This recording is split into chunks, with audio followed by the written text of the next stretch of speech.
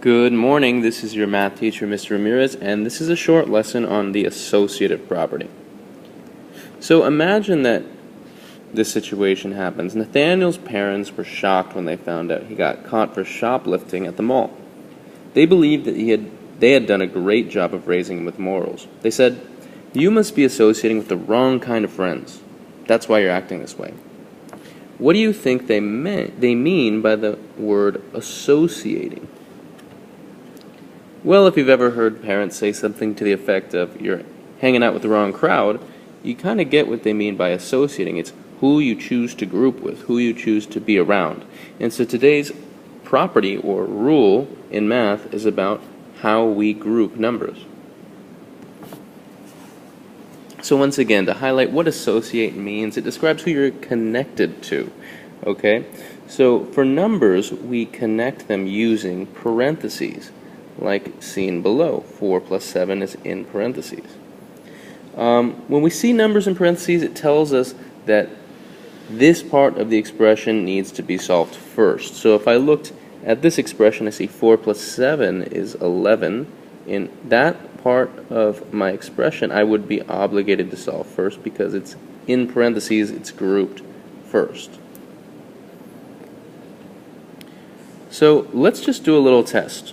Does it make a difference if which numbers I add first or multiply first? So here I have 3 plus 5 plus 8. In the first instance, 5 plus 8 is in parentheses, so I'll add that together and get 13.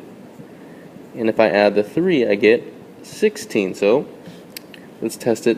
If I moved the parentheses to be around the 3 and the 5, I would get 8 plus 8, 16. So it does not make a difference which numbers I add first.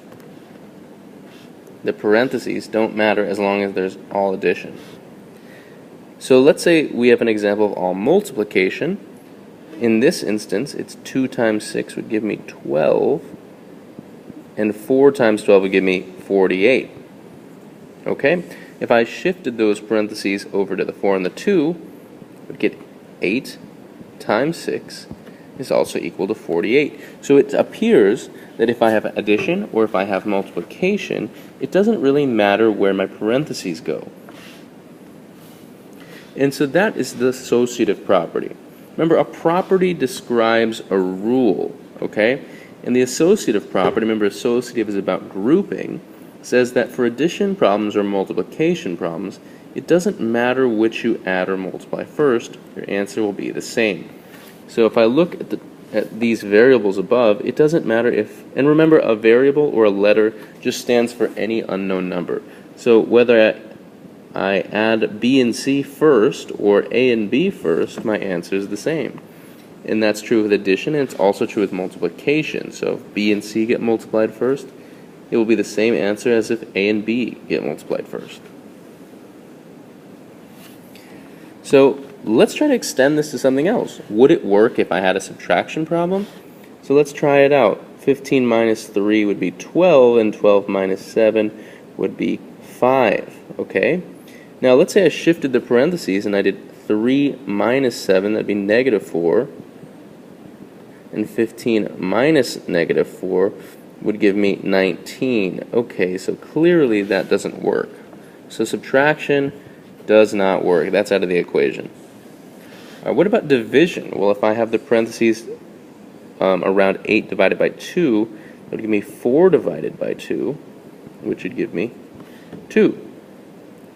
Okay, well, what if I shifted those parentheses around the 2s? That would give me 1, and 8 divided by 1 is 8. So it also does not work with division. Okay?